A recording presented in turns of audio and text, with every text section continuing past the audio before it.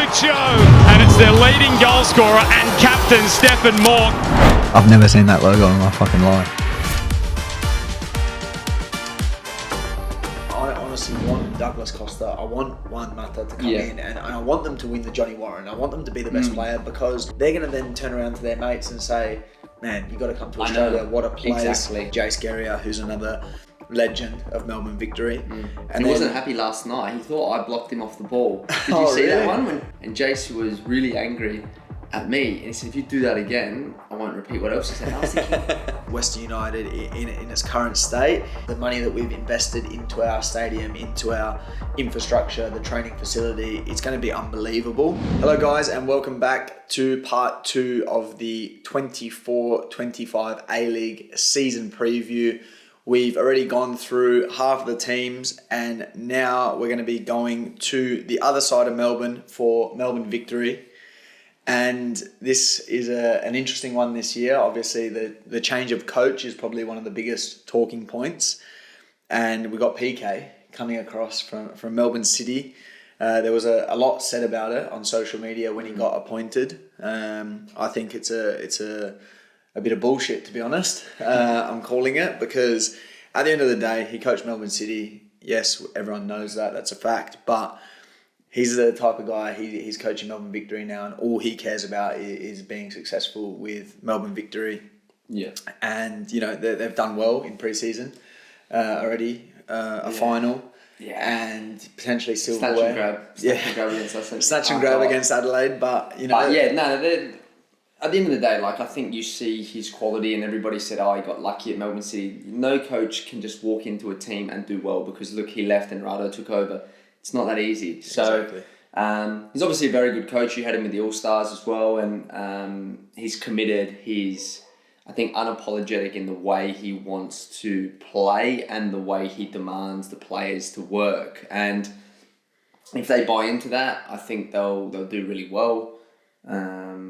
So far, they've done all right in pre-season. As you said, cup final, good start. Could be either against the Bulls or his old team, or his first ever team, South Melbourne. So quite interesting. But yeah, that's definitely the biggest change for them. Yeah, 100%. And then you've got the players. They lost Jake Brimmer to Auckland. Damien De Silva as well, who was a fantastically experienced player and a fan favourite. I think a few fans were very sad to see him go, but he left. He was obviously a bit older. Also Ben Falami to you boys. Economides that we've already spoken about in part 1. Paul Izzo is a massive one. Big Dougie. He's got his well-deserved. Yeah. Honestly, what he did in the finals last year was unbelievable. And I think you have to move while you're hot. Exactly. He's a bit old. He's obviously our age. To get back to Europe, keepers is a bit different, but still, to get a chance to move back to Europe, he's in the Socceroos now. You have to take it, and he started really well there. He's been in the team of the week a couple of times, I think. So but he's always from a young age. You know, Izzo, when we were young, was always leaps and bounds ahead of other players his own age, and he's always had it in him to be a top keeper. Yeah. I think he's probably one a little bit like a Danny De Silva that I was actually a bit surprised that didn't go on further from the talent that he had as a young player, but. It's kind of happened for him a little bit later than most players, but it's still happened for him, and he's doing really, really well. And as a keeper, you can look at Langerak. Langerak's about to come in January, and he's, late 30s? Yeah. So technically, Paul's got another maybe 7, 8, 9, 10 years to go. Exactly. So yeah. Vukovic the same, a little bit later before he went to Europe. So, if Paul has a good season in Denmark, very easy to get a move, because you're in the shop window now. So the season he had, he should have went to a better level, in my opinion. Yeah. But the Australian, the A-League tax, because of, we're on the other side of the world, it's difficult, they don't know about the standard. He does well in Denmark. He either goes to a top team there, or he goes to, an Austria or Germany, Italy, Spain, England, who knows, to be honest. So, hopefully he does really well. He's a good guy, and I think he's got to be on the podcast this season. Well, the way he's going, for sure, yeah, but... speaking about replacements and they obviously signed Jack Duncan, but obviously Mitch Langerak is the one that everyone's going to be looking forward to January, because that's a massive coup. What a career he's had. Dortmund, overseas. You look everywhere he's been, unbelievable. Massive clubs, Dortmund, Stuttgart. He went to he in Saudi? No, Spain. I can't remember the team that he was in Spain, but he didn't really play too much there. And then obviously, and now he's been at Nagoya Grampus for the last, I don't know, 6 and probably years. one of the best keepers. He's broken there. the records for clean sheets. Yeah. He's broken, I think, the records for most appearances for a foreigner at Nagoya. He's a king there, and he's leaving there. Obviously, returning home. I think he's got 3 kids now. 3 kids. So the time's probably come to come back to Melbourne. He could play for another couple of years based on how he's done over there. Like, he keeps his body in good nick. He's a legend of a guy. He'll be huge. He'll be huge for. Well, he is Victory. huge. Yeah, he is. He is huge. So he's going to be massive for them. They obviously had a few other outgoings that were Connor Chapman, Rolly Bonavazia, who came in, never really got going, and now he's gone again. Stefan Negro, who's been at the club or in and out of the club for a long time. And then obviously club legend Lee Broxham finally hung up the boots, got the record matches. So unbelievable career for him, and to stay at one club, you don't see it too often these days. And then coming in, they've got Brendan Hamill, who's a good bit of experience, been at the club before. I think if he can keep himself fit, he's been in India, so if he can keep himself fit, that'll be a good signing, especially with the state of the league and clubs maybe looking to be a bit more strategic with their signings. I think that's a very strategic one. And then the new striker, and I think this is another big talking point for Melbourne Victory. It's Nikolaos Vergos, 28 years old, Greek striker. Yeah. And I think if you're talking about Melbourne Victory, you're probably thinking the last position that you need to sign a foreign player in is a striker. So what are your thoughts? Do you want to weigh in on that one, Step? Yeah, I think it's difficult because obviously you've had Bruno, who scored 18, 19 goals last year, was involved with the Socceroos. 18 goals, 3 assists, 25 games. And he doesn't look like he's slowing down. I saw him at the game. Didn't come on. He looks like he's in good shape. I don't know. Obviously, at the end of the day, like we're not the coaches, so it's not our decisions to make. But it's just it is a strange one because I think if you want to bring in someone else, no problems. But I think Bruno is still good for 30 minutes off the bench because he's got that quality.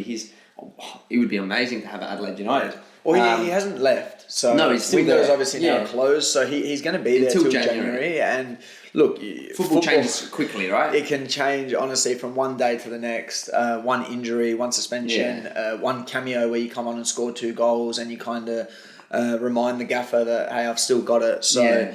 And he's the type of character that will be waiting for that moment. Yeah. And when he does get it, I'm sure he'll take it because I think it's a style of play. It's maybe a coach coming in wants to kind of stamp his authority, bring in his players that he thinks will buy into what he wants.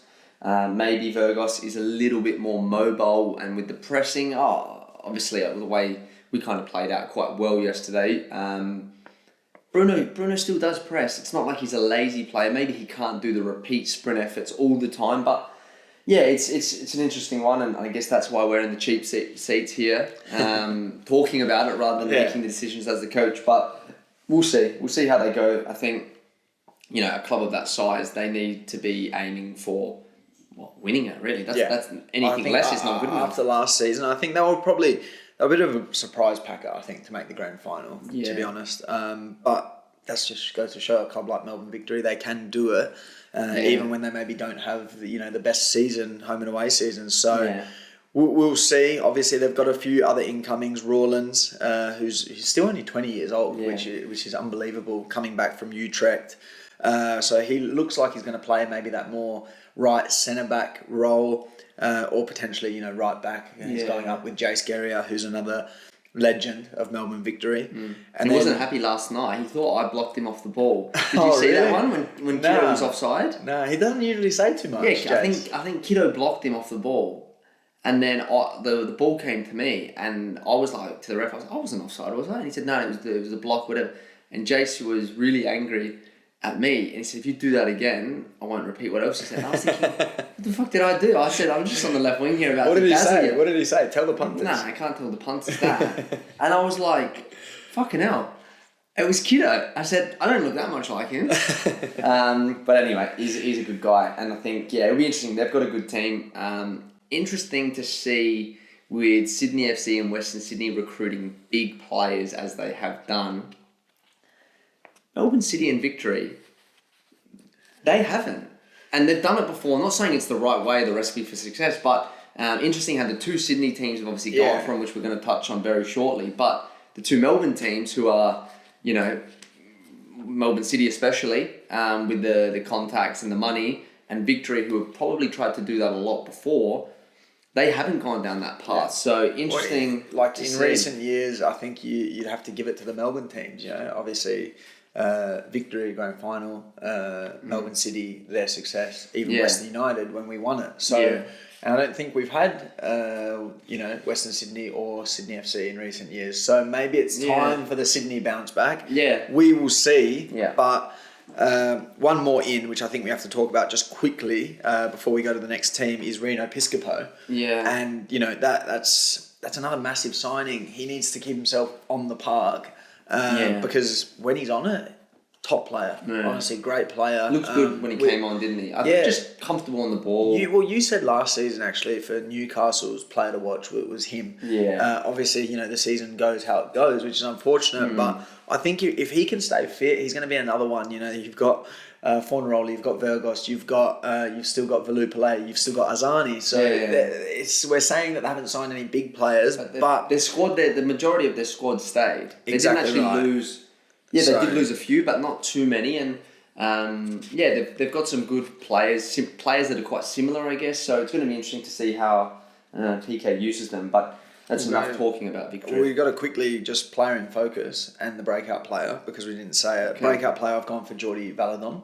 I think he's someone that came... Opportunistic.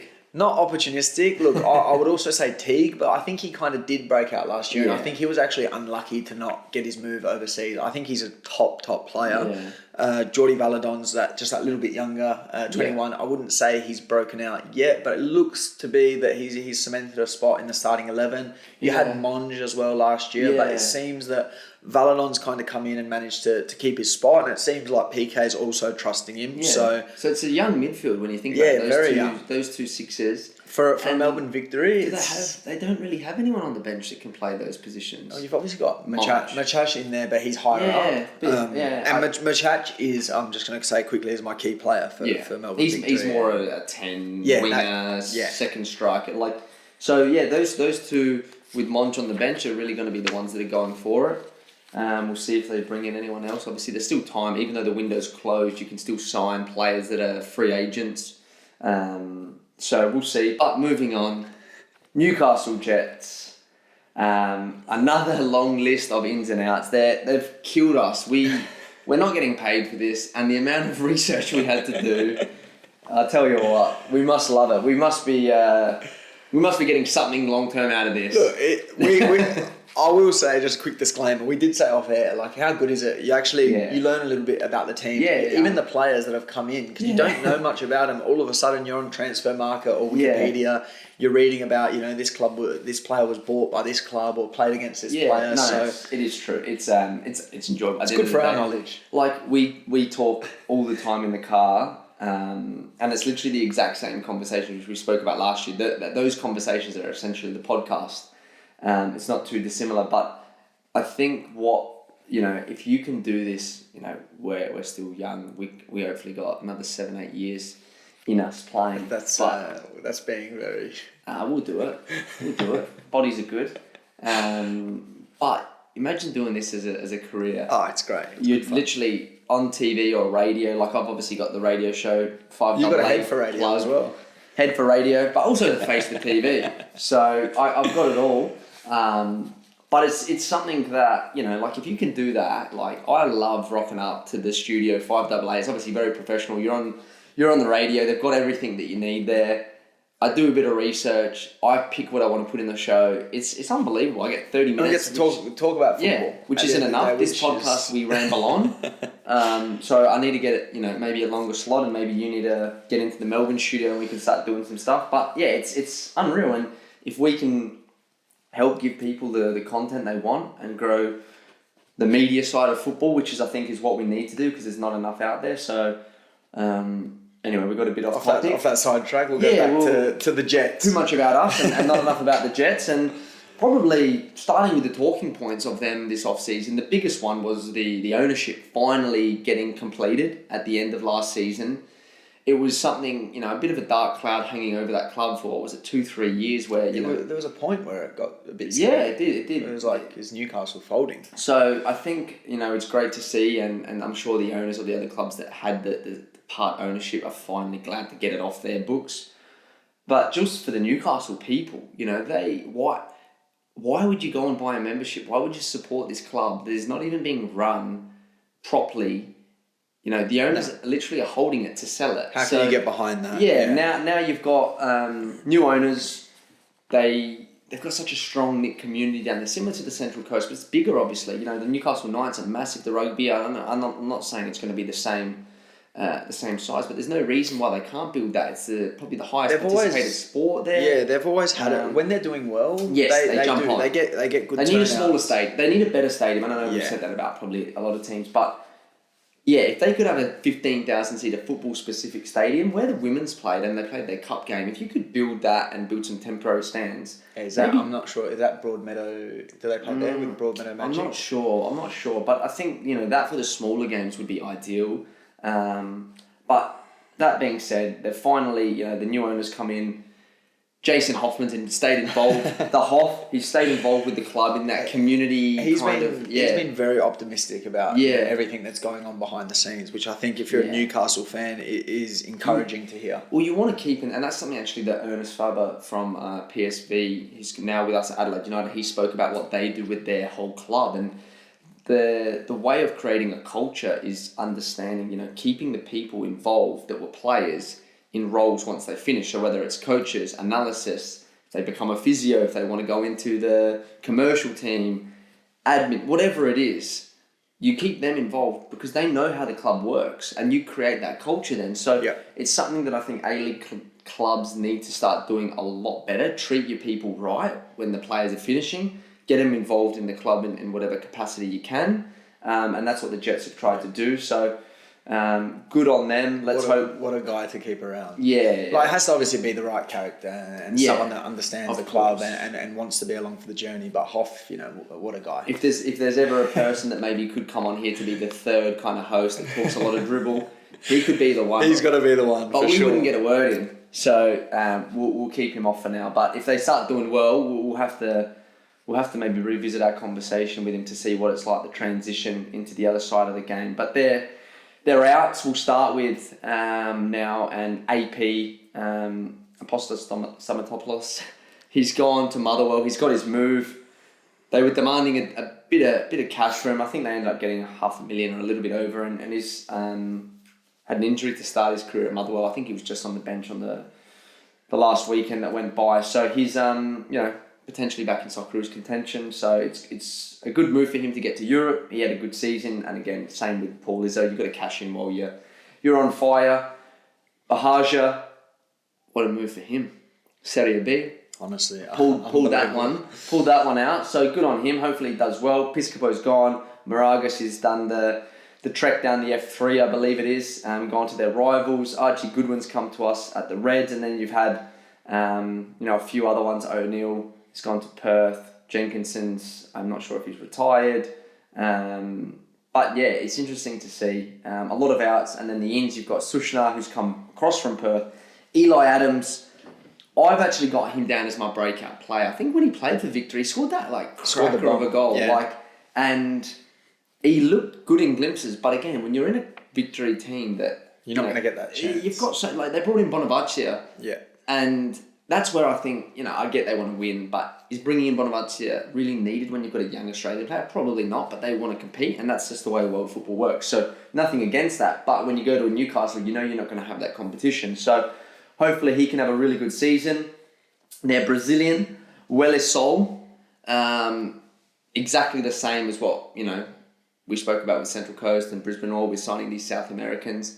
I've got him down as the star player. Not because I think he's going to be. I think he needs to be for them. For them to compete, you need your striker. Losing AP. Losing Piscopo.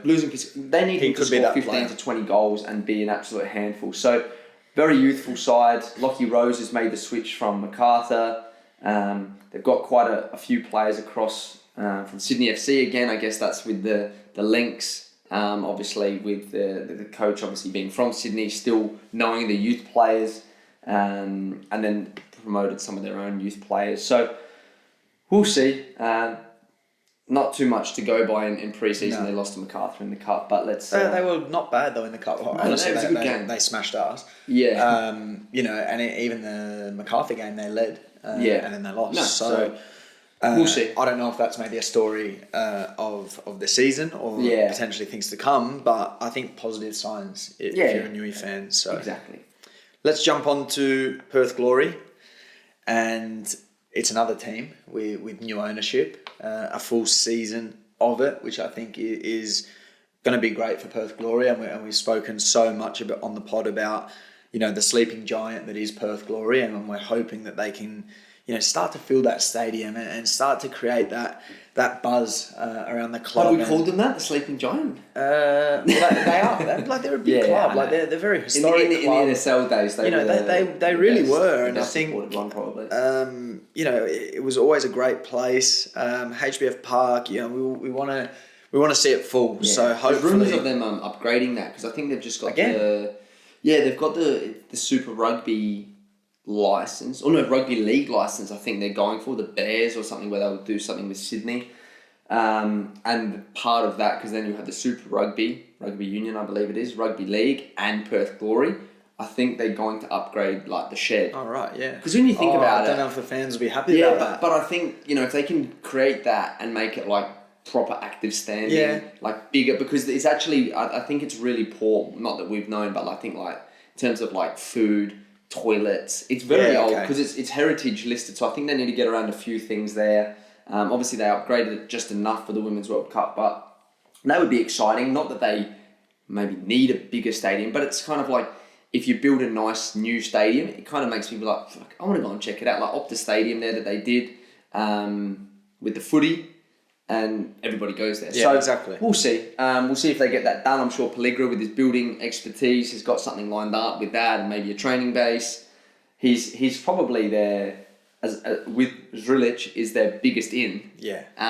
Very smart, successful business person that has a background as well with football, with Catania. So I hope that they've already started the clean out, because I think if you go through their outs, Giordano Colley, Bruce Kamau, Mark Beavers, Daryl Latchman, Steph Kolakowski, Salim Khalifi, all players that were actually probably, you'd say starting 11 players, and actually all of those players are without clubs at the moment, which I find to be very interesting, because, you look, Colley, was probably one of their brightest talents. You got Kamau, who everyone knows how good. Where's Kolakowski? He's apparently training by himself and doesn't have a club at the moment, so he's another one. He was great last year. That partnership that he started to form with that's Taggart. strange, isn't it? It's very strange. That's what I thought was quite interesting. Was he angling for a European move potentially? Come up, or I really don't know. But then, someone in the A League sort of pick him up. Same with Bruce Kamau. They're too good to not have Bruce clubs. Kamau. Even Colley, to be honest. Yeah. I think Colley as well is another one. He's a that. young player. Scored goal of the season a couple of years back against you boys at Coopers. So, and then along to join that list is Makanef, who went to Shamrock Rovers. Shushnar, we've already spoken about. Zimmerino, the same. Kutrumbus got his move, joined AP at Motherwell. And Daniel Benny went to QPR in the Championship, which is another huge club, and I've got a mate there. Who, said he's been training with him, and he's still so young. But those glimpses that he showed were obviously enough for a club like QPR to take a gamble. Very harshly criticised by, I think, the Perth Glory faithful, because he's a striker, but he was playing as like in a 4-4-2 under Stadge. But for me, I remember my first game back, I think it was against Perth. Yeah, against Perth. And he was unbelievable. Yeah, and I was thinking, this guy's for 18 years old. You forget, he was 17 as well for a long time when he was playing. Yeah, for 365 days. For 17. It's crazy. But I was really, really impressed with him. He didn't score the goals, but if that started to come in, you could tell it was one of those ones that, because he wasn't scoring, he was putting pressure on himself and he was missing chances. But to be able to dribble with the ball, to be able to, physically kind of match it with men at that young age, it shows that you've got something. He's gone on trial at QPR, signed for them. He actually came off the bench in the first game. I don't know if he's gone on loan or what the goal is there, but, you don't play in the championship unless you're a good player. Yeah. So, not saying fans have no idea, but I think they were wrongly, quickly jump on his back. To jump on his back because QPR obviously, they wouldn't sign him if they didn't see he had quality. Yeah, exactly right. That's the outs. Let us know the ins now. Luis Kanga, who's 29, a centre-back from Ecuador, basically played there for all of his career. But I think he's actually played for the national team. Okay. And I think he's something like 200 games or something experience over there. So, and can we just get a recap on how do you spell Ecuador? Well, I've just quickly written this in. It's just, these are just notes. I know how to pronounce it. Maybe the spelling's not quite there, but stay in school, guys. Make sure you stay in school. As long as the general facts are there, and that's the main thing. But hopefully, I am right about the facts. But we'll see. Lockie Barr as well has come over. Josh Risden from Western United, he's gone home. He's getting a little bit older. I think with his family as well, it's going to be a move that benefits him a lot as well off the park. So hopefully Rizzo can go there and have a great season. He's had a unbelievable career. So hopefully he can kick on for these last few years. And then Taras Gomulka came across from Brisbane. Nicholas Pennington, which I think is quite a handy coup. Kind of a strange from the Knicks. Yeah, don't really understand why he would have left. Yeah. But look, who knows? There could be more to that. We're just speculating. To get out of the windy Wellington weather and get into the sun of Perth. The thing is, he's gone, fuck, you know what? Wellington, I got to travel so far every week. You know what? I'm going to go to Perth. Obviously didn't look at the map. But, Hiroiki Ayama, which I've probably butchered that one as well, but from Marconi Stallions, another NPL player getting a chance. Stallion, like his old man. He's a stallion.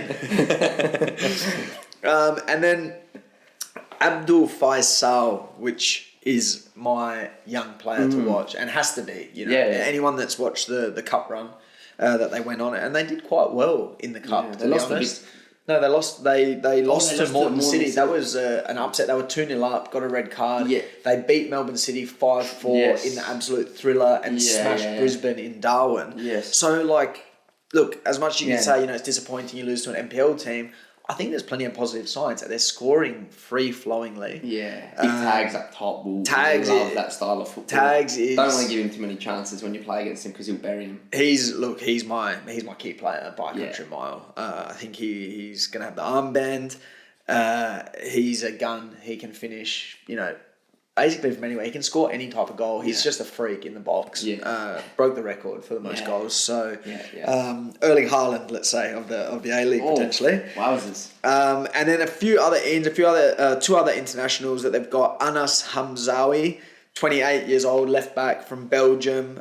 He's actually was without a club for 12 months, so I don't know the story there, but Perth have obviously done some research and managed to pick him out. Yeah. And also Christian Caicedo, who's a young Colombian winger, probably not too much experience. But did you see that they put out a report? Well, not a report, but I think it was a post or a video, and I think it was Stan Lazaridis, the football director, who seems like a legend. He came on the field when one of the boys was cramping in the cup, but he's doing everything. And he said, the fans are going to be excited by this player. They're going to, he's going to put bums on seats. And I think what people misunderstood with that was thinking it was obviously going to be a big name player. Yeah. But for him to say that, obviously this guy's got something about him. And he's 22, so it's similar to what we spoke about in the last episode with these South American players. If you can get these younger ones, they're coming from, the Colombian League where maybe the money's not great. They get a chance to come to Australia, unbelievable lifestyle. If they do well, get a good contract here, move to Asia. So let's see. And the last one I think that you didn't touch on was Brandon O'Neill. Oh yeah, Brandon O'Neill. He's kind of flown under the radar. Yeah, he has. And similar to like a Risden, I guess, he's a bit older now. He was at Perth and he's come out and he's apologised to the Perth fans because he left. He was captain, moved back from overseas, went to Perth, was captain. Things, I think, were a bit difficult for him off the field. He needed to get out of Perth. He went to Newcastle. Yeah, things were a bit difficult the last time. But, he's apologised to them. He's ready to go. I think he's a leader. He's someone that, when he's playing his best football, he's a very good number 6, someone that can control the game, and they're quite spoiled for choice in that area. Still got Amini. Amini's there. Obviously, as you touched on, Pennington's in there. Gamuku.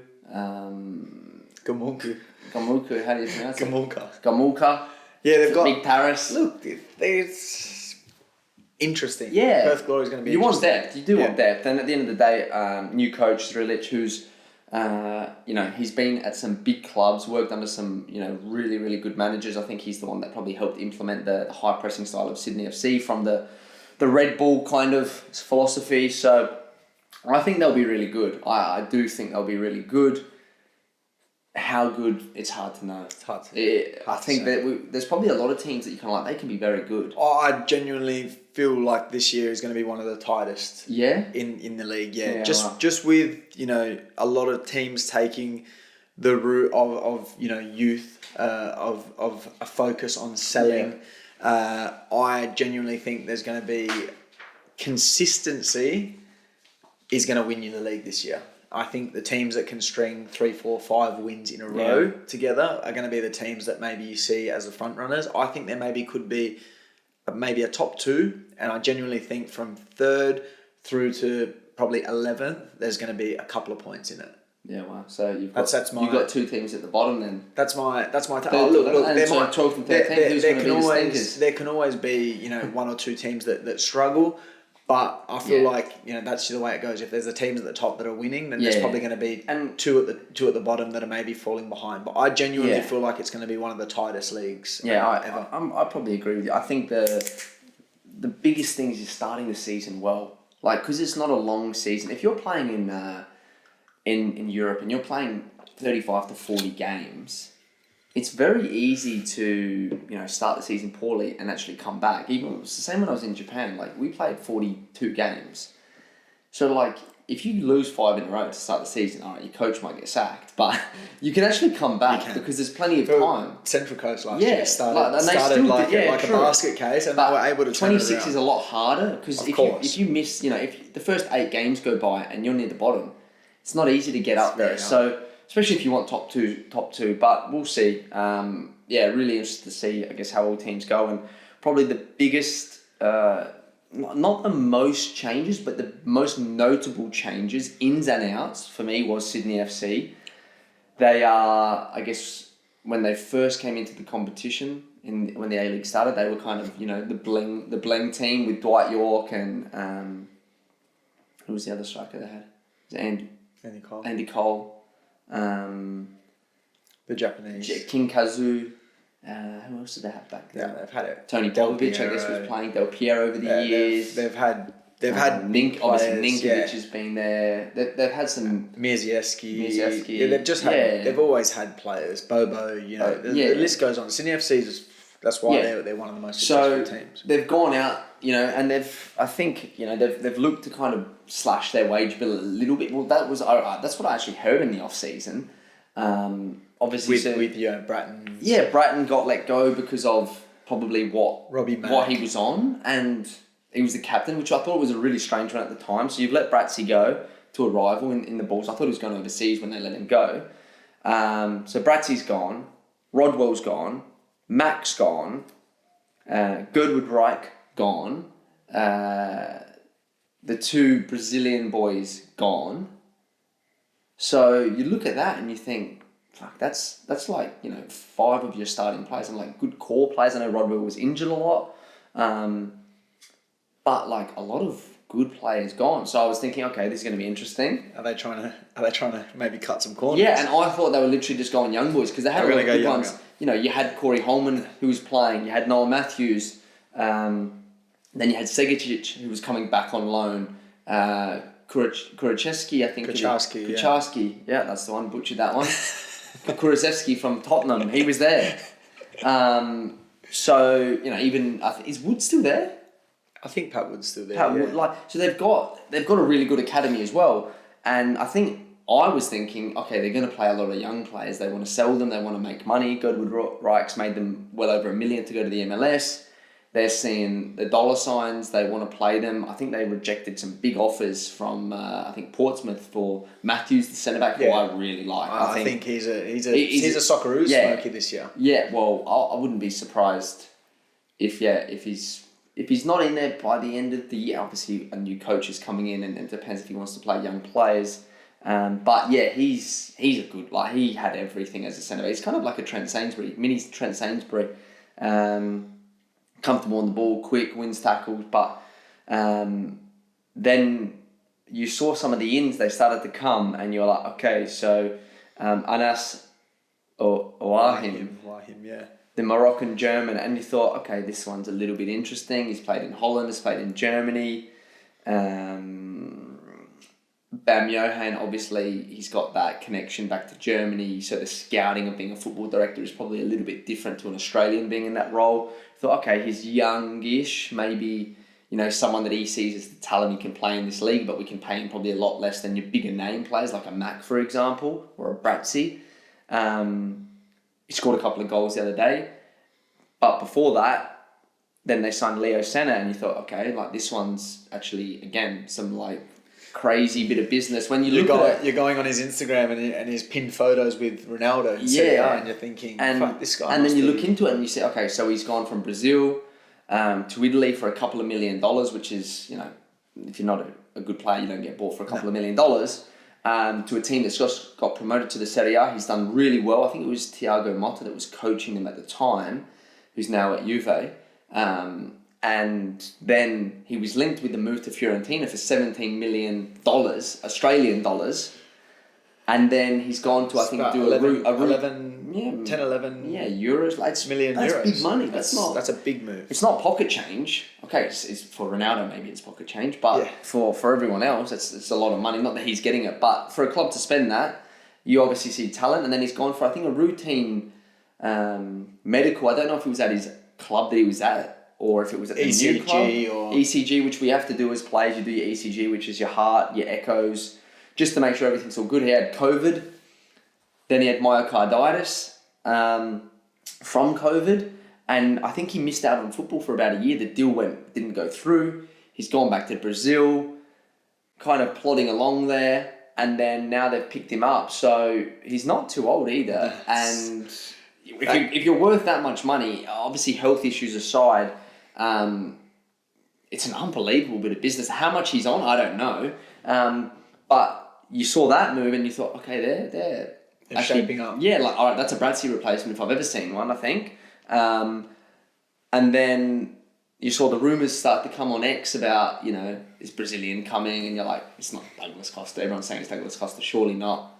And big Douglas Costa, he announces he signs for Sydney FC and his OnlyFans account. That's going to be unbelievable. Doing the samba on Bondi Beach on the OnlyFans account. If you're not, getting enough through the contract, then a supplemental income. Yeah. OnlyFans. So I think we I don't need to jump on it, to be honest. What is this OnlyFans? What do you do? Just video content on there? No, I'd never heard of it, and then when I went on there, apparently it's a platform where people can make money. So make money just doing exercise, juggling around the world tutorials. So ball control, plenty of ball control. But yeah, anyway, we'll see how he goes, because he struggled in the MLS. He's gone back to Brazil.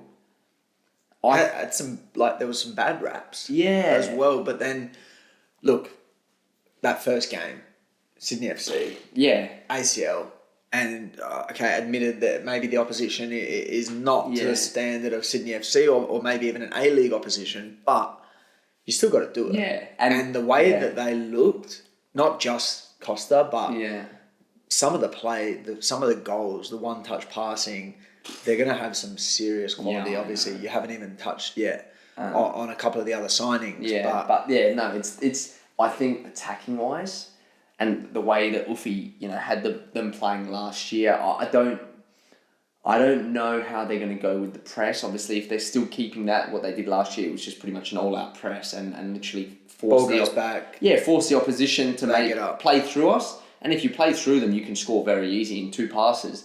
But, when it's hot, humid, you're under Easier said pressure. than done. Yeah, you can't get out. And then if they keep winning the ball when you've got Lolly running at you and you've got Douglas Costa, good luck to fullbacks to defend them.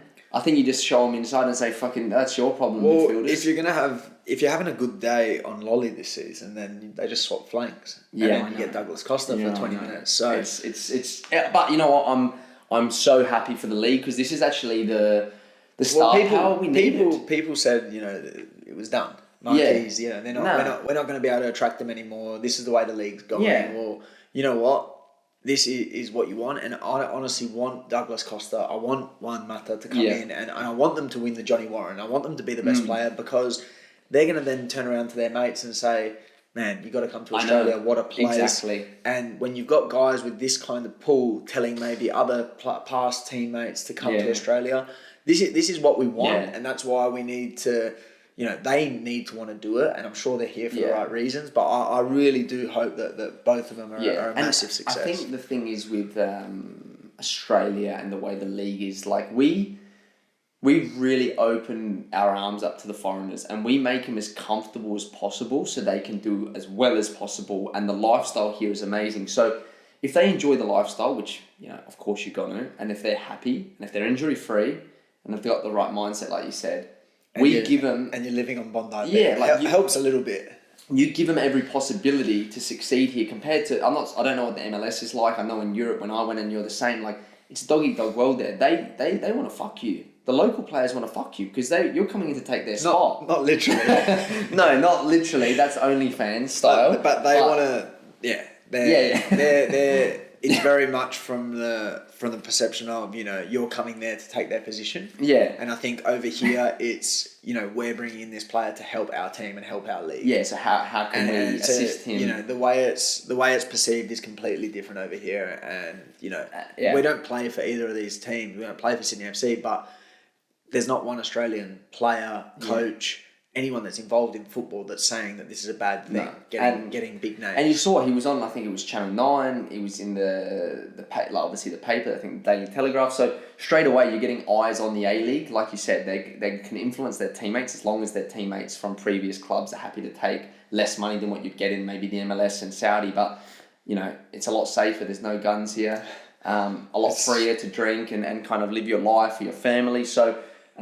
maybe also if you get the right player, maybe the owners are willing to open their purses up for them to say, you know what, this is worth it because the league's growing and we're at rock bottom. It can only get bigger. I reckon Sydney FC, the statement for them is they will get the biggest crowds on average if they tap into that Brazilian, which is huge. Yeah, the Brazilian people obviously just love football. That's all they want to do is football.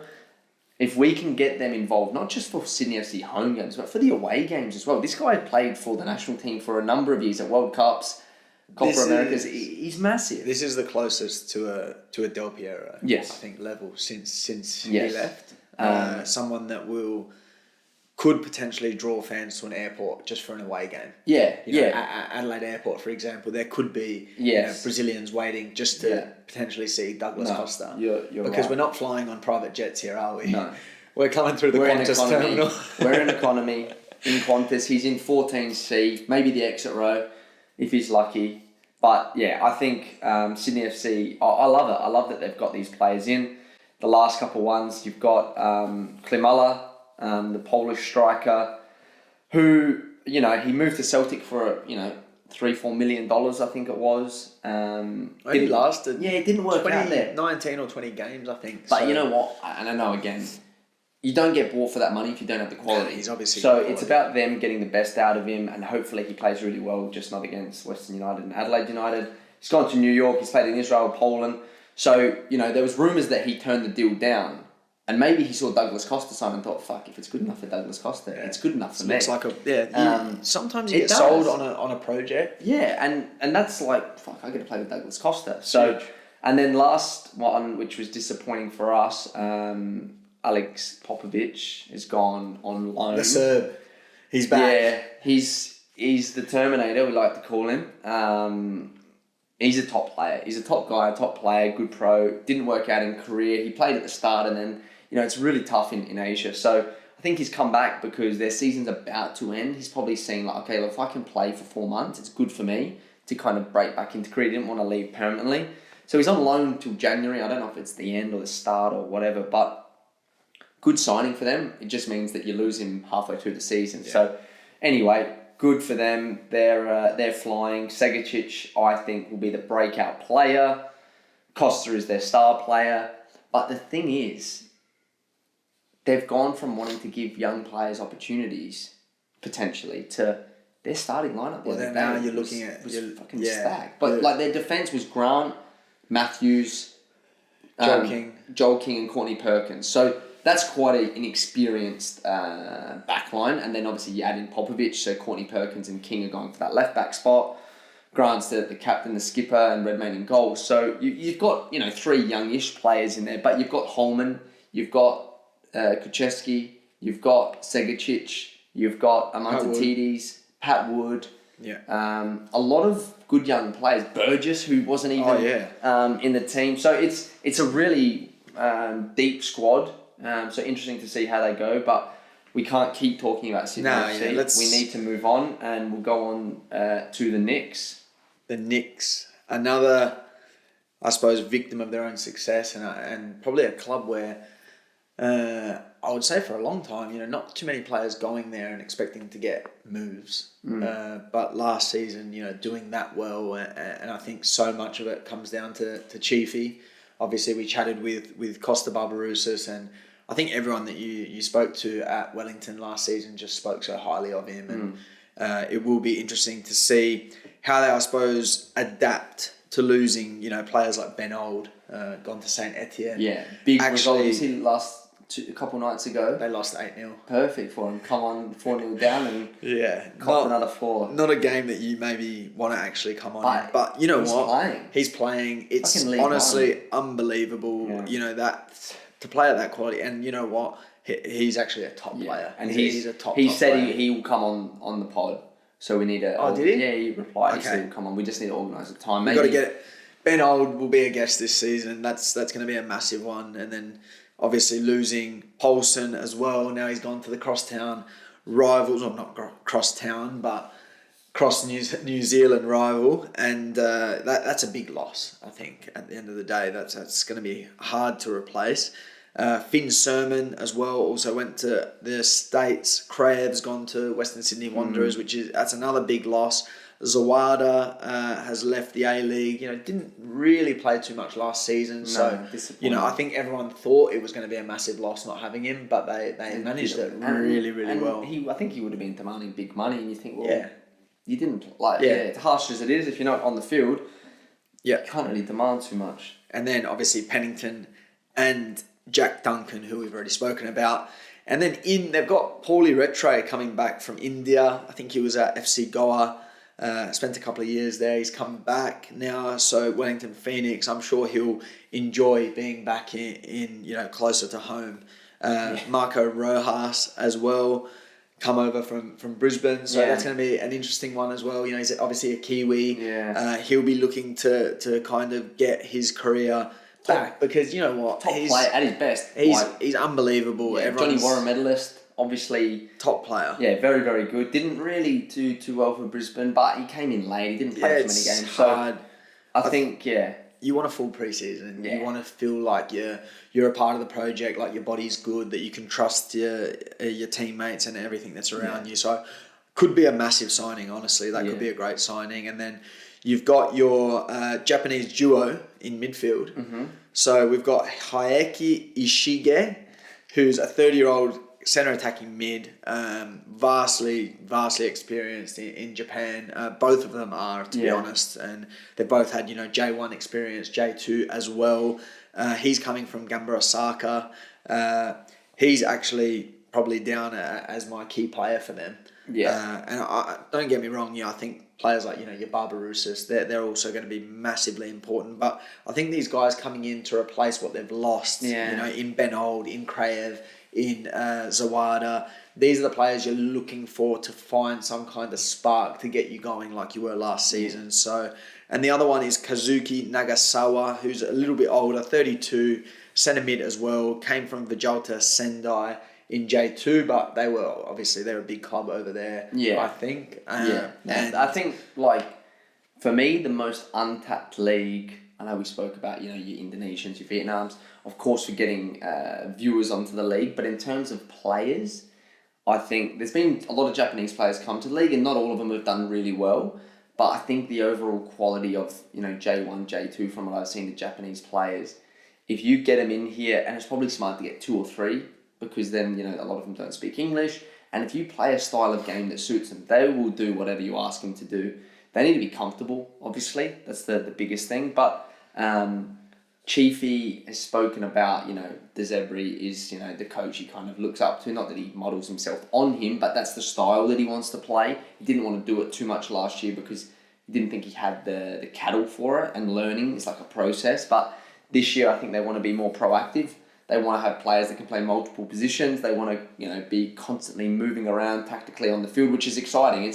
I think now football's constantly evolving, and it will be interesting to see how they play, what's different, but getting the right players in that can do that are comfortable on the ball, that can get the ball in tight spaces. The Japanese boys are the best at it. Yeah, no, it's gonna be super interesting, and then obviously their goalkeeper, Josh Oluwayemi, only 23 years old, English, Nigerian. I think he's dual passport. Born in England. Not too much experience. He's coming over from Finland. Look, they had another goalkeeper last season that didn't have too much experience, and look how that turned out for them. So hopefully he can come in and hit the ground. It's obviously a foreign spot on a young goalkeeper, so they've obviously done a little bit of homework. They obviously trust him, so that's going to be an interesting one. Obviously, I think the big thing for them is with Auckland coming in, there's now going to be competition there for local talent. Yes. So they had to pick a bunch, didn't they? They had the whole country to choose from, and now they've got that kind of competition there. So it will be interesting to see how they go with still their young players. Obviously, they've recently set up their academy and look at the way it came to fruition last season. So they made some money. What was it about? They didn't disclose the Ben Old one, but Paulson was a couple £1 million, I think. Sermon was 500 odd K to the MLS. So that's that's 3-4. If that's four, let's say $3 million, $4 million. I'm sure it was a bit more, but anyway, let's just say that funds your academy for maybe the next 5 years. So for a team as well like Wellington, who notoriously have a smaller budget than some other teams, I think they managed it last season to absolute perfection. So long as they keep following that model of a good mix, which I think by the looks of things from their signings, it looks like they have managed to do that. And we'll see how Wellington go this season. And now onto the rivals of Sydney FC. Rivals, obviously, in terms of both in Sydney. Both of them trying to rival each other in seeing who can get the biggest player in the league. And Douglas Costa came in, and you thought, okay, they've done pretty well here. Obviously, people rocked up to the airport. Then they've gone out and signed Wayne Mata, who, talking about, your Del Piero, who was making people literally turn up to the airport for away trips or going to watch a game just because they loved him. Juan Mata, not saying he's a bigger player, but in terms of accolades, he has won the World Cup, 2 Euros, I think it is, Champions Leagues. Did you win Champions League with Chelsea? He's Honestly, won Premier League. Leagues, it's actually just ridiculous. Yeah, he's done a lot. So this is like a David Villa kind of level. And I think as well with the... Yeah, would you say big? I think bigger. I think bigger because of the Premier League presence and the way the Premier League is supported in Australia. United, Chelsea, he was in Turkey as well. Whereas even a Douglas Costa is the Juve, there's a lot of Italians. Bayern, not so much, I would say. So, but I think that Chelsea, Man United, everybody loves it. Honestly, I can't wait to see these guys. Yeah, I know. And then they've gone big with the memes and the billboards and the post. I think it's quality. The announcement, the Opera House, like it was all blue, and the Sydney Harbour Bridge, then it just turns to fire. Yeah. And then there was obviously the billboard, welcome to Para. Yeah, and I think they only needed one take on that one as well. Yeah, it was. But, that's just thinking. But Shit banter. Doesn't matter. Well, we'll go on, but he's the number one player for them. He's going to be their star. He didn't play much at all, if anything, at Vissel Kobe, but I'm not sure. He went halfway during the year. They were winning it. They ended up winning it, I think, the year he went. And it's a tough league. Again, we protect the foreigners here. We protect the bigger players. He's not going to be able to run and defend. And in summer, it's difficult. But if you get the quality out of him on the ball, that's where you're going to get, obviously, bums on seats. Because he's going to be able to do things that no one else can do. He's going to bring other players into the game. And like you said before, he can get his mates. He can get players that he played with in Chelsea, Man United, Spain, to come to the league, and I can't wait to try and get his jersey when we play against him. We have to get him on. Yeah, him and Douglas Costa. They're the targets, guys. For this we can get them on, then we're flying. But yeah, really excited to see Kraev in, Temilovsky from Marconi and Metro Stars. I think he's an Adelaide boy because he was at Metro, scored quite a few goals, and he's gone to Marconi. So good on him from the NPL. He's done really well to get a chance. You've hammered me about my spelling, but you've written Marconi. So... Marconi. Marconi Stallions. Yeah, Marconi. But anyway, and they're going to be a good side. I think they've got a good core group of players. Alan Stajic coming in for Rudin. Again, it's probably... That's going to be, yeah. Besides Mata, that was like their biggest off-season recruit and change. Marco Rudin stepped down for personal reasons. So different formation, different style of coach. Obviously, Marco Rudin's a very demanding, high-intensity coach. I think, you get Alan Stajic, who seems a lot more relaxed. Not saying one way's right, one way's wrong, but it's contrast. So the players are probably like, okay, this is different. And now we'll see if that has the impact that they want. They want success. They want to be winning stuff. They haven't won anything in a long time. What are your thoughts on the outgoings? Well, obviously, Mata coming in is huge. Yeah, I think the outgoings list is bigger than the incomings. Yes, and I think when you look at Hendricks, Tate Russell, Lockie Brook, Pereiras, Yunus on loan even, who's a young player. I'm not saying he was a star player, but he was probably one of those ones. But you lost him to PSV. Marcelo, Ninkovic, that's big players that you've lost. But they had so much depth last year. It was a joke. Like, they had 5 or 6 players on the bench that you're like, they would start at any other A-League team. And that's probably why they had to get rid of a few because salary cap, they probably wanted to spend less. But also those players probably weren't happy with not playing. So you have to change somewhere, and they're going to give youth a chance because I think they've had the longest academy set up for the longest period of time anyway. They've never really given their young players chances. They've gone to other teams, actually, those young players, and done well and been sold. So I think they want to give, your Priestmans, your Sapsfords, your Eunices until he obviously got bought, which essentially is what you want. Yeah. Well, not bought, but on loan. Simmons. So they've got a lot of good Bonatig at the back. They've actually got a lot of good young players, but you can't rely just on young players. You need the balance, and you also need the young players to earn the spot. You can't just say Baldado, another one. Like they've got a lot. So I've gone for Sapsford as my breakout player. We'll see how that one goes, and the star player is Mata.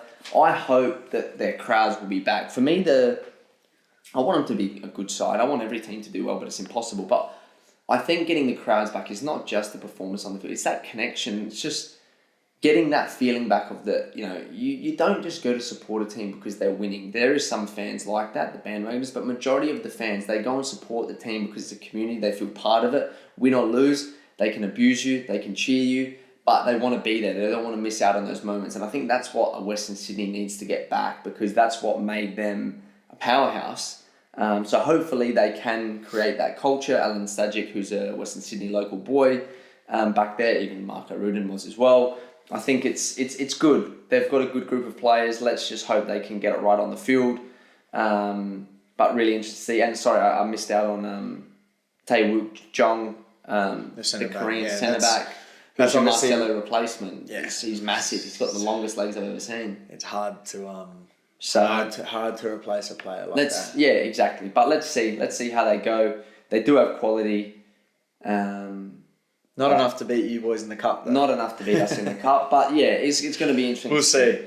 But Barello as well. Look, they've got quality. Of course. That's all we've got time for, I think, in the previews, isn't it? Or we've got one more team. Yeah, you're trying to forget it. You're trying to wipe my team out. Can you not see the jersey? Sorry, I didn't know. I forgot about Western United. Western United, That's guys, not very good. That wasn't even planned. lucky last. I don't know if Steph's taking the piss, but we'll go on to Western United. Let's go to the ins, and my key player straight off the bat, Hiroshi Ibusuki. As I said, it's Adelaide's loss, our gain. Don't know why you guys let him go, to be honest, but we've got him now. And for a player like me, as a fullback who likes to cross the ball, deliver the ball, honestly, if I can put it anywhere in his vicinity, he seems like he can just get his head on anything. So it's kind of Big melon.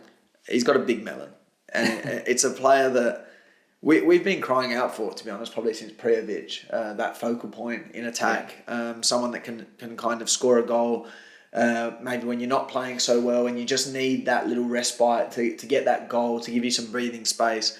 That's what we did really well in the year that we won it. We didn't necessarily smash every single team, but I think in the first 10 games, we won, I think, 6 or 7 1-0. And that helps a lot. Yeah. So having someone like Hero is going to be massive for us. We've obviously brought in Tate Russell to replace Josh Risdon. And then we've just basically signed a whole host of scholarship players that have been elevated from our own academy, which is obviously really positive to see. And I think it just shows the direction of the club, the direction that they want to go in.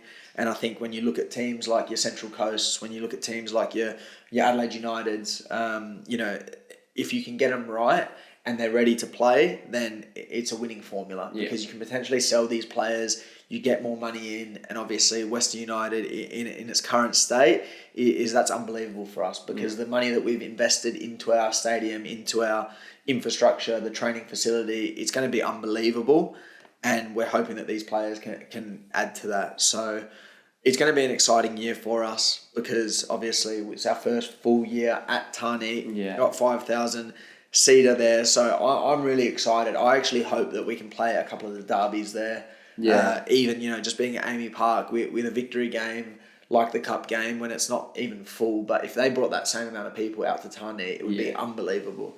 So is the stadium setup which you had last year when we played the game, is it exactly the same? Yeah, so it'll be the same, but there's basically going to be a whole interaction on the opposite side where you've got basically a whole load of food trucks and they're going to be doing activations for each game day where we're basically going to be getting, so I think before the first game, it's actually a Diwali festival. Obviously there's a huge Indian population in Tarneit, so they're doing a Diwali festival which is going to then stay for the actual game itself. So I think it's been smart. We need to tap into that community. We need to now be a massive presence in the West, and I think that's the way that we need to grow our fan base. We've got so many people on our doorstep, and there's no other professional football anywhere close. There's literally houses there that have got professional football 5 minutes away. So that's going to be huge for us, and I hope that we can get that stadium full this year. And that's what sport does, right? In terms of what we're talking about with what the Brazilians, they love football, they support football. That's all they want to know about. But a lot of these multicultural places whether it's sport, India, obviously football's massive, cricket's big, but that connects you to a group of people, and then you go and meet your friends there. So if you can go there, have some nice food, stick around for the game, you feel part of it, you're in that community, and then you think, that was fucking decent. I'm going to actually sign up as a membership, or I'm going to come next week because it's a different festival, and as long as there's a bit of butter chicken left over for the players at the end. Well, exactly right. But that's the thing. Happy. I think it's also capitalising the fact that we do own our own stadium, and we're the only team in the league to do that. So let's try and get people to the game there 2 hours before the game, and let's try and get them to stay 2 hours afterwards. That money is then funding the club, which is so important. And I think if that's the route that you're going to take, then we've got to capitalise on it. So I think that's been a good little activation that they're going to do this season, and hopefully it's a big success and gets bums on seats. So I'll quickly go through the outs. Obviously we lost Lockie Wales, who was someone that's been at the club for a very long time and was there for that grand final win. Daniel Pena, who was a huge loss and someone that I'm very disappointed about losing because he's a great guy and a top player. But unfortunately, he went to Portugal, and then obviously Rukavica, Josh Risden, Stevie Lustica, Jacob Tratt, and Connor O'Toole. But I'm going to quickly go on to our breakout player. And it's someone who sort of broke out last season, but Matthew Grimaldi, I think someone that you rate also quite highly from what you've seen of him. I genuinely think he's still only 20 years old. And, that's still very young. I think if he has a good year this year and scores a few goals and builds on his performances from last season, I wouldn't be surprised if he's overseas. But we've also got a whole lot of scholarships and a lot of players that are all going to be called upon this season. So it's going to be exciting for the fans that have been here for the long haul to see these academy talents coming through. Yeah, no, and that's the way that most clubs are going. You guys are following suit, but that's all of the clubs. We have touched on every single one now. It's been long, guys, but we hope you've enjoyed everything that we've had to say. We've tried to get as much information as possible. This is our second season. Obviously, we want things to be better. We are going to be trying to get out a couple of episodes per week. We will be having a Monday review, which will go through all of the A-League games. We'll be doing a Thursday guest. Potentially, if we can get a third episode with different things, questions, topics, we may still look to get that on as well. But we're also looking to do some giveaways, signing up to become a member of the Football Friends family community. We've got some jerseys from last year's so guests. We've got signed jerseys, signed memorabilia. And that's, pretty exciting to be able to go into the draw to win those things. So head over to our socials. If you haven't already seen those competitions, they will be live. The chance to win signed jerseys of everybody that was on the podcast last year. Your Dukes, Borellos, Barbarouses, Lollies, Chloe Lagazzo, Goodwins, Yengies, Garuccio, Nestoria and Kunda. Aaron Kundas, Gauchis. There's a lot. Maybe Zach Anderson might give one of his Blazers up. We'll have to touch base with him. We haven't got in contact yet. But yeah, definitely stay involved. We want to create a good product for you guys to listen to constantly. Our last thing of the episode, I think, which we need to touch on is the Johnny Warren predictions. You can go first. Give us 3. All right, my 3, and I think 2 of them are quite self-explanatory. So 2, I'm going to go for Douglas Costa and Juan Mata, more because I want them to come in and do really well and show their star quality, and hopefully then bring other star quality to the league and be able to keep attracting these marquees. So there 2. For the last one is I've got probably 3 or 4 players that I want to chuck in for this last slot, and I'm going to kick myself if one of them manages to win it and I haven't said it. So I've got Lecky, I've got Tilio, I've got... You can't name them all. I've got Nicholas Milanovic as an absolute smoky. But you know what? I'm going to go for Lecky. Okay. I'm going to go for Lecky. Oh, Ooh, I don't know, Lecky or spit it Tilio. out. Look. Do they... You know what? I'm going to go for my mate, Tills. I'm going to go for Marco Tilio. So Douglas Costa, Marco Tilio, Juan Mata. It's the last time that guy's name will be ever in the same sentence as the other 2 players. But we'll see. Yeah. Who have you got, Steph? I'm going to go with Tilio. I think he will be unbelievable. I think, he just does things that other players can't do. He's young, he's hungry, he's got a point to prove, so he's the number 1. I'm then going to go for Adam Taggart. That's a good one.